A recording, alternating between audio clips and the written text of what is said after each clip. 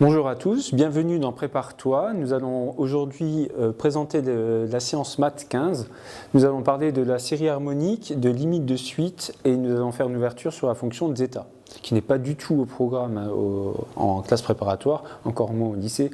Vous allez voir qu'on atteint certaines parties de cette fonction et elle est vraiment extrêmement intéressante, donc ça vaut le coup pour votre culture de savoir que cette fonction existe. Nous revenons sur le sujet, nous allons donc nous intéresser à deux suites.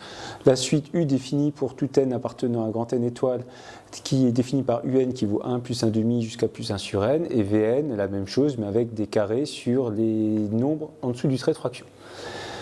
Et donc, nous allons commencer par l'étude de la suite U. Je vous avais expliqué dans le sujet la semaine dernière qu'on pouvait exprimer la suite U à partir, en tout cas de nème terme, avec le symbole somme. Et donc on va avoir UN qui vaut, on peut l'écrire 1 sur 1 plus 1 sur 2 plus 1 sur n, et donc qui va s'écrire somme pour k qui va de 1 à n des 1 sur k. Alors si on s'intéresse à une suite, souvent il peut être utile de calculer les premiers termes. Donc on peut s'intéresser à U1. Attention à cette écriture qui peut poser problème à certains élèves en terminale ou en première qui ont du mal à comprendre ce que donne finalement U1, c'est-à-dire quand on remplace dans notre expression n par 1. Ils disent ça fait 1 sur 1 plus 1 sur 2 plus 1 sur 1 et ils ne savent pas trop quoi faire. Le symbole sigma, je vous rappelle, symbole somme, permet d'éviter cet écueil et de dire je vais sommer pour k qui varie de 1 jusqu'à 1, c'est-à-dire avec un seul terme, et je vais obtenir 1 sur 1. Pour U2, je vais obtenir 1 plus 1 demi, c'est-à-dire 3 demi. Et si je m'intéresse maintenant à U3, U3 va valoir 1 plus 1 demi plus 1 tiers. Et on voit que 1 plus 1 demi, on l'a déjà calculé, qui vaut 3 demi. Et 3 demi plus 1 tiers, on va tout mettre sur 6, qui va faire 11 sixième. Alors, on pourrait se poser la question, quelle information peut-on tirer du calcul de ces premiers termes? Et on remarque dans le calcul, si maintenant je voulais calculer U4, que U4, donc 1 plus 1 demi plus 1 tiers plus 1 quart, sera égal finalement à U3 plus 1 quart. Et donc on peut démontrer avec une récurrence immédiate, il n'y a rien de compliqué à ça, que la relation de récurrence suivante est validée par la suite. UN plus 1, c'est UN plus 1 sur n plus 1. Ce qui nous donne une information très importante, c'est que UN plus 1 moins UN est égal à 1 sur n plus 1, qui va être strictement positif. Ce qui nous donne une information sur la suite U. Je vous rappelle que le terme UN plus 1 moins UN représente la différence entre deux termes consécutifs. Si la différence entre deux termes consécutifs est strictement positive, c'est que la suite U, que j'écris UN entre parenthèses, est strictement croissante. Ce qu'on représente avec une flèche parfois vers le haut, strictement croissante en diagonale, verticale, c'est pour la stricte croissance. Alors attention maintenant, il y a certains élèves qui pensent, et toutes les années c'est comme ça, qui pensent à tort que si une suite est strictement croissante, elle va forcément tendre vers plus infini. Ce qui est complètement faux. On peut s'intéresser à certaines suites, vous allez voir, on va en croiser dans notre séance aujourd'hui. Et donc on peut s'intéresser à trouver un contre-exemple à cela. Je vais vous en donner un. Si on considère la suite W définie par Wn qui vaut 1 moins 1 sur n, vous pouvez essayer de voir. Wn qui vaut 1 moins 1 sur n est strictement croissante, et pourtant elle ne tend pas du tout vers plus infini. On peut voir ici qu'elle tend vers 1. Donc attention aux mauvaises idées. Une suite est strictement croissante n'implique pas du tout que la limite soit égale à plus infini. Vous allez voir en première année de prépa un théorème de la limite monotone, que ça nous donne une grosse indication quand même sur la suite. C'est que la suite, elle va admettre forcément une limite, soit une limite finie, soit une limite infinie. En tout cas, on ne peut pas être dans le cas d'une suite qui n'admet aucune limite. Je vous rappelle qu'au lycée, on ne travaille pas trop ce genre de situation, mais que c'est le cas général en classe préparatoire. Donc nous venons de dire que notre suite U admettait forcément une limite. On ne sait pas si c'est une limite finie ou une limite infinie. Nous allons voir une première démonstration, en tout cas idée de démonstration, qui permettent de justifier finalement que la suite U va diverger vers plus l'infini. Alors je vous ai écrit ici l'expression de U16, vous allez comprendre pourquoi U16. Et on va effectuer la remarque suivante, c'est que ce terme est égal à 1,5, alors je vais permettre d'écrire supérieur ou égal à 1,5 sans que ça vous choque de trop. Les termes ici sont tous supérieurs ou égaux à 1/4. Ceux-là sont tous supérieurs ou égaux à 1/8. Et ceux-là sont tous supérieurs ou égaux à 1/16.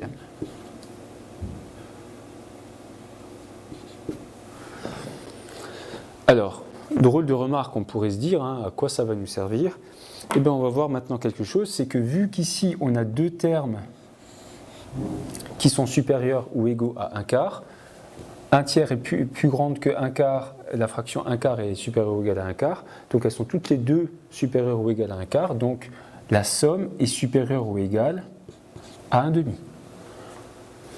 Ici, on a 4 fractions qui sont supérieures à 1/8, donc je vais écrire 2 fois 1/4 qui fait 1,5. Pour ici, on a 4 fractions qui sont supérieures à 1/8, donc on va être supérieur à 4 fois 1/8, ce qui est encore égal à 1,5. Et pour la partie suivante, on a 8 fractions qui sont supérieures ou égales à 1/16, et donc on va être supérieur à 8 fois 1/16, c'est-à-dire encore 1,5. Et donc on remarque au final que U16 alors, va être supérieur ou égal, alors le 1 de devant je le garde, hein, mais 1 plus plusieurs fois 1,5. Combien de fois? Une fois, 2 fois, 3 fois, 4 fois. Or, U16 n'est rien d'autre que U indice 2 puissance 4. Pardon. Et donc, on pourrait conjecturer que U indice 2 puissance n, va être supérieur ou égal à 1 plus 1,5 fois n. Qui est une propriété qu'on peut démontrer avec une récurrence, hein, où on a besoin dans l'hérédité de redémontrer tout ça. Je ne fais pas la démonstration, elle pourrait être utile, hein, je vous invite à essayer de la faire. Il n'y a rien d'extrêmement compliqué à ça. Il faut juste connaître le nombre de termes qu'il va y avoir entre 2 puissance n plus 1 et 2 puissance n, qui est la seule difficulté de cette démonstration. On remarque quand même une chose, c'est que la suite définie par 1 plus 1,5 fois n diverge vers plus l'infini. Or, U indice 2n est plus grande qu'une suite qui tend vers plus l'infini. Donc, cette suite-là tend aussi vers plus l'infini. Alors, c'est pas très compliqué de vous convaincre que dans ce cas-là, forcément, c'est que la suite U, par croissance, c'est que la suite U va diverger vers plus l'infini aussi. Vous n'avez pas les connaissances suffisantes pour l'instant en terminale pour arriver à le justifier, mais a priori, vous arrivez à être convaincu de la justesse de cette propriété. Donc, on arrive à voir finalement que notre suite U, qu'on appelle la suite harmonique, est une suite qui diverge vers plus l'infini. Nous allons voir maintenant une deuxième démonstration, et vous allez voir l'intérêt aussi d'effectuer une deuxième démonstration. Vous allez voir cet intérêt par la suite. Donc, nous allons voir la deuxième démonstration proposée aujourd'hui au sujet de la limite de la suite U, et on va utiliser des intégrales. Alors, élément qui paraît étonnant, on est en train de parler de suite, et d'un coup on arrive dans le monde des fonctions. Alors, et les points importants, c'est que la fonction que je vous ai tracée, c'est la fonction qui a x associe 1 sur x. Et donc, j'ai placé juste les points d'abscisse k-1, k et k plus 1. J'ai placé les points qu'il y avait donc sur la courbe associée aux abscisses k-1, k et k plus 1. Et on va juste faire un comparatif d'aire. L'aire de ce rectangle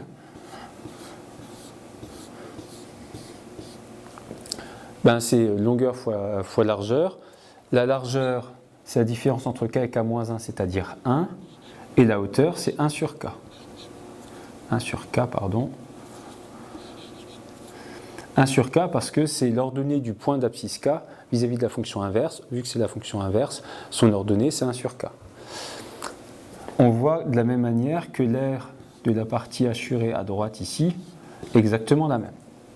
Et donc, on va pouvoir dire que l'aire sous la courbe entre k et k plus 1 est plus petite que l'aire assurée, et que l'aire sous la courbe entre k-1 et k est plus grande que l'aire assurée. Et donc on obtient un encadrement, on obtient que 1 sur k va être plus petit, la valeur d'1 sur k va être plus petite que l'aire entre k-1 et k, c'est-à-dire à l'intégrale de k-1 à k de 1 sur x dx, mais qu'en même temps, 1 sur k, donc l'aire de ce rectangle, va être plus grand que l'aire entre k et k plus 1 de 1 sur x dx. C'est-à-dire que l'aire sous la courbe, et donc que l'intégrale entre k et k plus 1 de 1 sur x dx. Si on exprime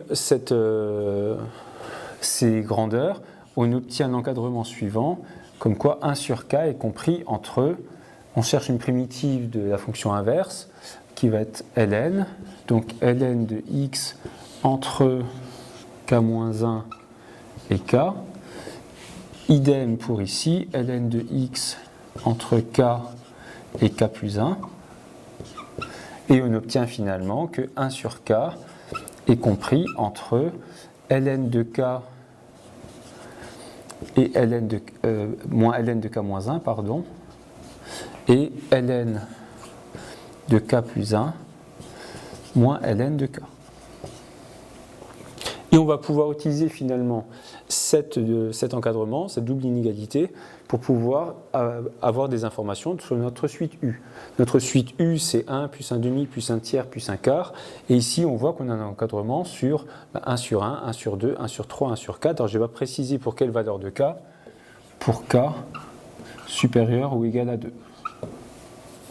Il faut qu'on puisse avoir l'aire de k-1 à k et sous la fonction inverse, et si k est égal à 1, on aura un problème pour trouver l'aire entre 0 et 1. Je ne suis pas en train de parler de l'éventuelle convergence ou pas. Il y a divergence dans ce cas-là, quoi qu'il arrive, mais ce n'est pas du tout de votre niveau. On aurait le problème de toute façon avec ln de 0 qui apparaîtrait dans notre encadrement qui diverge. Alors pour continuer notre deuxième méthode, on va écrire un qui va valoir 1 sur 1 plus 1 demi plus 1 tiers plus 1 quart plus jusqu'à plus 1 sur n. Et on va pouvoir dire finalement que un va être supérieur à. On voit qu'on a notre inégalité que j'ai réécrite, ce qu'on a obtenu avant grâce aux R, sous la fonction inverse. On a des inégalités pour 1 demi, pour 1 tiers, pour 1 quart, et ainsi de suite. On va juste se servir pour l'instant de la minoration, c'est-à-dire des valeurs qui sont inférieures ou égales à 1 demi, 1 tiers, et ainsi de suite. Donc j'ai 1 demi qui va être plus petit, qui va être plus grand, que ln de 3 moins ln de 2. Donc je vais pouvoir, le 1 sur 1, je le laisse en 1. Et je vais pouvoir dire que ce 1 demi est plus grand que ln de 3 moins ln de 2. Je vais l'écrire entre parenthèses, c'est juste pour dire que c'est le 1 demi là que je minore par ln de 3 moins ln de 2. Ensuite, je vais remettre une couleur, le 1 tiers, on va le minorer par, alors on remplace k par 3, et donc par ln de 4 moins ln de 3. Et on va pouvoir continuer comme ça, encore et encore et encore. Et la dernière minoration, je vais prendre celui-là, et j'obtiens, pour k égale n, ln de n plus 1 moins ln de n.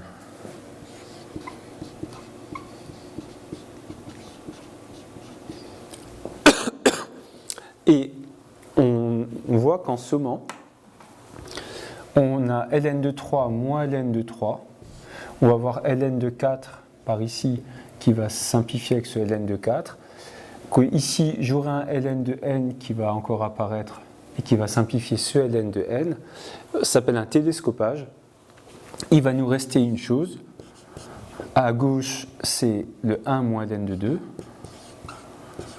Et tout à droite, le ln de n plus 1. Donc là, on vient d'obtenir la minoration suivante. Un est plus grand pour tout n que 1 moins ln de 2 plus ln de n plus 1. Or, à nouveau, ln de n plus 1, vu que la fonction ln tend vers plus l'infini en plus l'infini, ln de n plus 1 tend vers plus l'infini, en lui rajoutant 1 moins ln de 2, ça ne change pas la limite qui restera égale à plus l'infini. Et cette fois-ci, on obtient vraiment que un, pas u 2 puissance n, mais un est plus grande qu'une suite qui va tendre vers plus l'infini. Donc, ça s'appelle le théorème de minoration en classe préparatoire.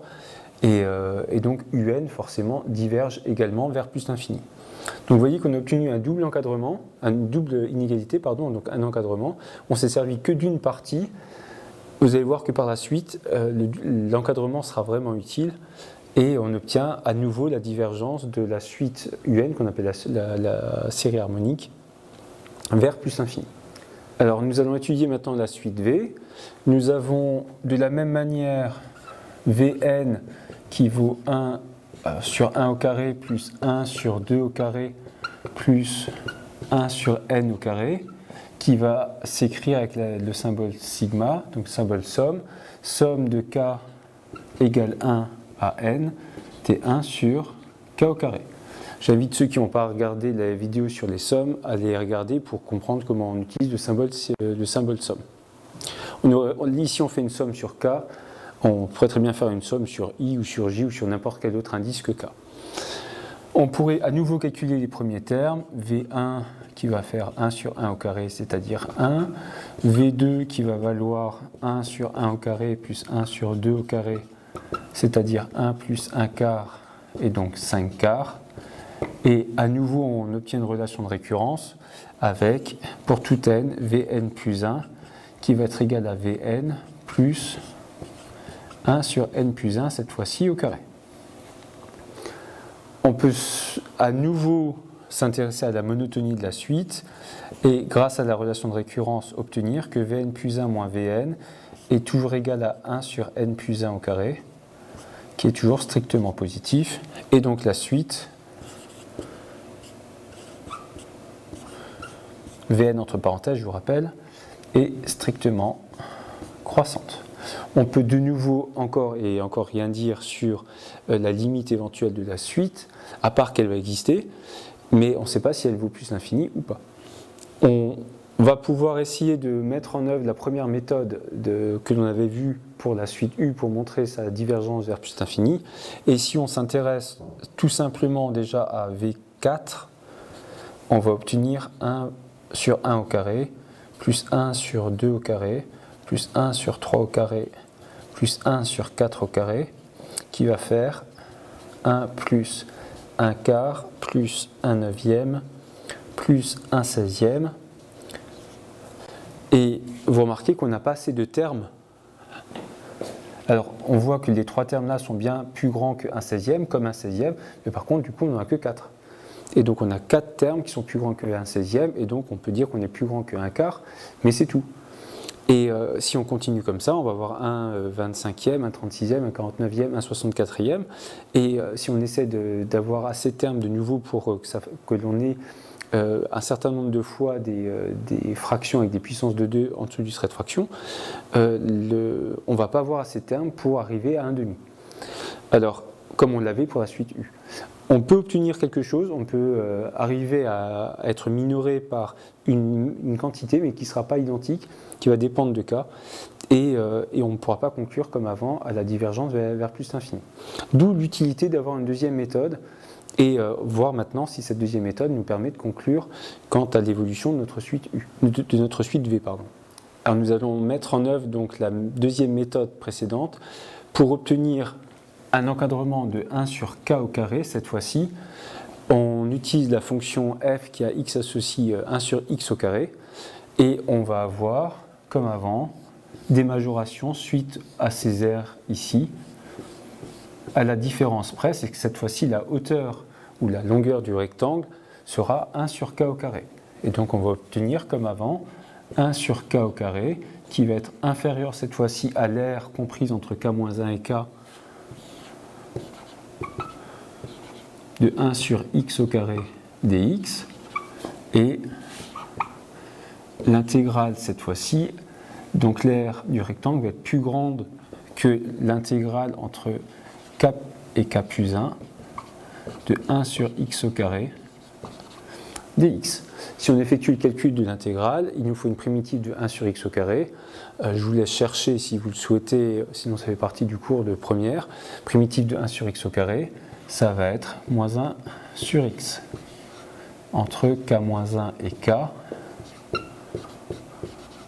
toujours pour k supérieur ou égal à 2. Et donc supérieur à moins 1 sur x pris respectivement entre k et k plus 1. Et on obtient l'encadrement suivant. 1 sur k au carré va être compris entre, cette fois-ci, moins 1 sur k, attention, moins 1 sur k moins 1, c'est-à-dire plus 1 sur k moins 1. Ici, il faudra faire attention au signe, et donc on obtient moins 1 sur k plus 1, moins 1 sur k, c'est-à-dire plus 1 sur k. On va pouvoir maintenant effectuer le même type d'encadrement ou de majoration qu'on avait effectué tout à l'heure, sauf qu'on va pouvoir faire directement l'encadrement, et on va pouvoir dire que je vais commencer par la minoration, par la majoration, pardon. Vn qui vaut 1 plus 1 sur 2 au carré plus 1 sur n au carré va être inférieur à, on va pouvoir dire que 1 on le conserve comme avant, mais cette fois-ci 1 sur 2 au carré va être plus petit que moins 1 demi plus 1 sur 1. Pour le suivant, pour 1 sur 3 au carré, il va être plus petit que moins 1 sur 3 plus 1 sur 2. Et en continuant comme ça, pour la dernière valeur, 1 sur n au carré va être inférieur ou égal à moins 1 sur n plus 1 sur n moins 1.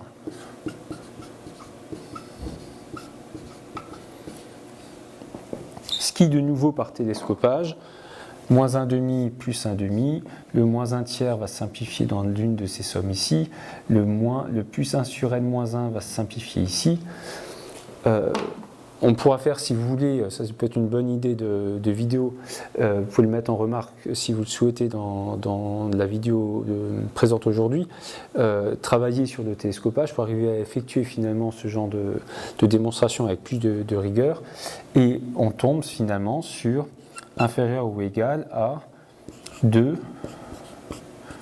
moins 1 sur n, qui tend vers plus l'infini, d'où l'idée qui tend vers 2, qui tend justement pas vers plus l'infini, et qui permet de dire que Vn ne peut pas tendre vers plus l'infini. Vn est plus petite qu'une suite qui tend vers 2. Donc, on voit que le destin de la suite U, la série harmonique, et la suite V n'est pas du tout identique. Alors, on pourrait effectuer le même genre de raisonnement sur la partie, comme on l'a fait avant, de la minoration de 1 sur k au carré. Et donc cette fois-ci, on va voir le 1 sur 2 au carré qui va être plus grand que 1 demi moins 1 tiers. 1 sur 3 au carré qui va être plus 1 sur 3 au carré qui va être plus grand que moins 1 quart plus 1 tiers.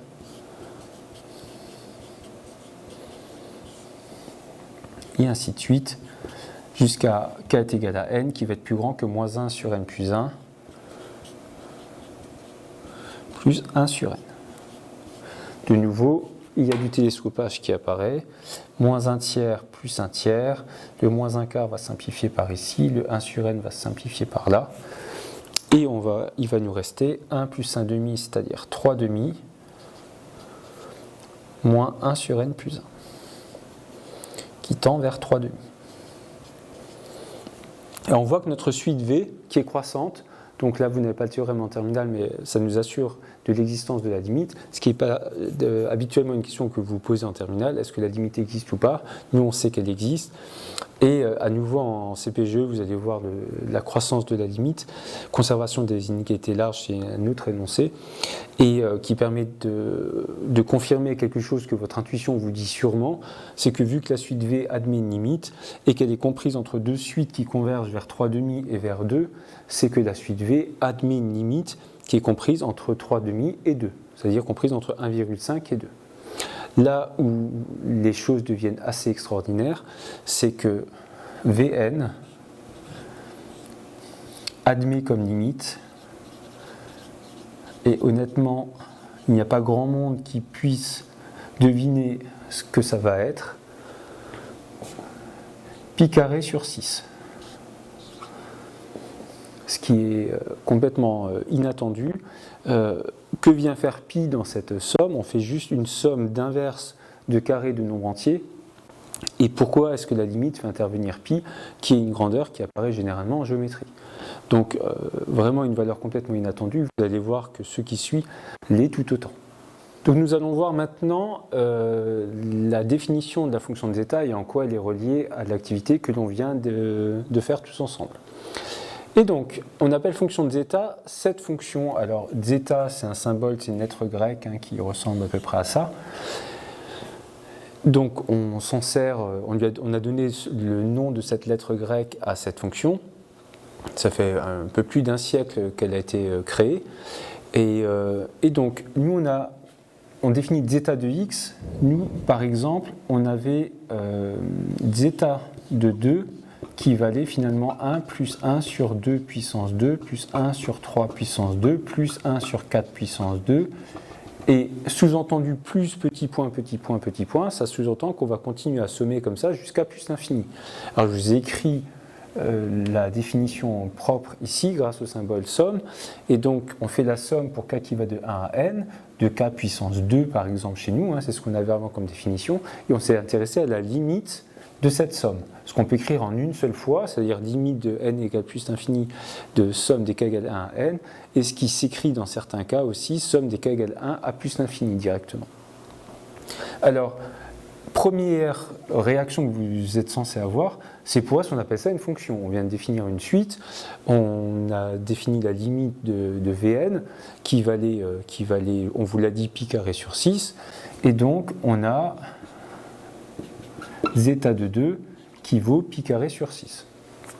Quand x est égal à 1, on a vu que la série harmonique divergeait et donc zeta de 1 devrait être égal à plus l'infini. Donc les fonctions, on n'admet pas que leurs valeurs soient infinies, donc on dit que zeta de 1 n'existe pas. Alors on peut s'intéresser à zeta de 3, à zeta de 4, à zeta de 5 pour voir ce que ça donne. Donc zeta de 3, ce serait 1 plus 1 sur 2 au cube, plus 1 sur 3 au cube, plus 1 sur 4 au cube, plus 1 sur 5 au cube, et on somme encore et encore et encore. Il faudrait vérifier d'abord que la somme que l'on obtient définit une suite qui va converger vers quelque chose. On va en parler tout à l'heure. Pour revenir sur le concept de fonction, on appelle ça la fonction de zeta, tout simplement parce qu'on peut aussi s'intéresser à zeta de 2,1 par exemple,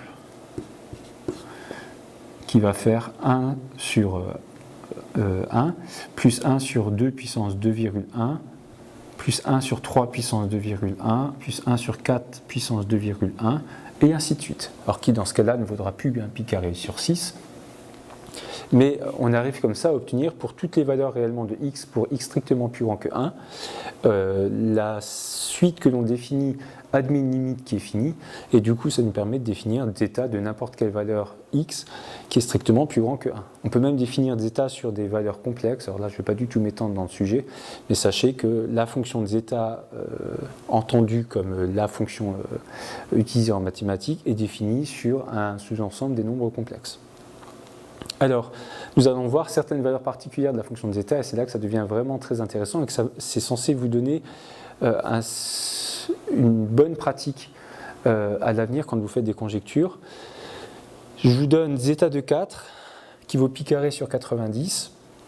zeta de 6 qui vaut pi puissance 6 sur 945, zeta de 8 qui vaut pi puissance 8 sur 9450, et zeta de 10 qui vaut pi puissance 10 sur 93 555. On remarque qu'on obtient toujours une fraction avec pi puissance 2k, si 2k c'est la valeur que l'on a comme antécédent, et on obtient un nombre de dénominateurs. Vous voyez 90, 945, 9450 qui se ressemblent beaucoup. On rajoute chaque fois un chiffre, c'est comme si on a multiplié presque par 10 à chaque fois, mais on n'obtient pas exactement les mêmes nombres qu'on pourrait prévoir. D'ailleurs, je vous invite à mettre sur pause et à essayer de deviner la valeur de zeta de 12. Et vous allez voir qu'il y a peu de chances que vous tombiez sur cette valeur-là. Remarquez une chose très importante, c'est que la forme même de zeta de 12 change. Donc je vous ai dit ça, c'est censé vous donner un exemple, c'est cet exemple que j'ai en tête. Quand je fais une conjecture, remarquez qu'ici on avait zeta de 2 que j'avais écrit avant qui valait pi carré sur 6, et donc vous voyez qu'on a les 5 premiers termes de cette nouvelle suite qui sont tous de la même forme, c'est toujours pi puissance 2k sur un nombre, et que finalement le 6e terme change. Donc je vous dis ça pour que vous évitiez d'avoir trop foi en vos conjectures. Les élèves ont du mal à trouver un curseur qui est cohérent. Soit ils n'ont jamais confiance en eux et disent que ce qu'ils imaginent sera forcément faux, ou alors ils ont une hyper confiance dans ce qu'ils supposent, et parfois ils conjecturent quelque chose de faux, et ils s'échinent à essayer de démontrer une propriété qui est fausse. Donc il faut juste faire preuve d'un peu de précaution et vérifier peut-être encore un terme ou un autre pour essayer de voir, d'avoir la confiance suffisante, en tout cas qui est juste vis-à-vis de la conjecture qu'on est en train de faire. Maintenant, même si on calcule 500 termes et que c'est le 503e terme qui fait que la conjecture est fausse, vous n'allez peut-être pas effectuer une vérification sur 500 termes. Donc quoi qu'il arrive, même si on vérifie 1 milliard de termes, on n'est jamais sûr qu'une conjecture est juste. Mais c'est juste pour vous dire que les mathématiques sont parfois un peu susceptibles et ont l'air de montrer quelque chose sur certains termes, parfois même un grand nombre de termes, et ce n'est pas toujours vrai. Il y a des termes un peu plus importants parfois qui mettent à mal ce que l'on pensait être vrai. Il y a beaucoup de mathématiciens dans l'histoire qui ont émis comme ça des conjectures et ils étaient persuadés que la conjecture était juste, et 50 ans plus tard, on a remarqué finalement que la conjecture était fausse.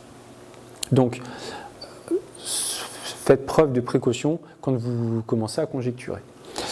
Maintenant, vous êtes censé avoir une remarque en vous qui dit « mais que se passe-t-il avec les zeta de 3, de 5 et de 7 ?» Zeta des nombres impairs. Et c'est là que c'est assez incroyable, c'est que zeta de 3 n'est pas du tout égal à pi au cube sur un nombre, zeta de 5 n'est pas du tout égal à pi puissance 5 sur un nombre, et en fait, on ne sait pas grand-chose de zeta de 3, de zeta de 5 et de zeta de 7.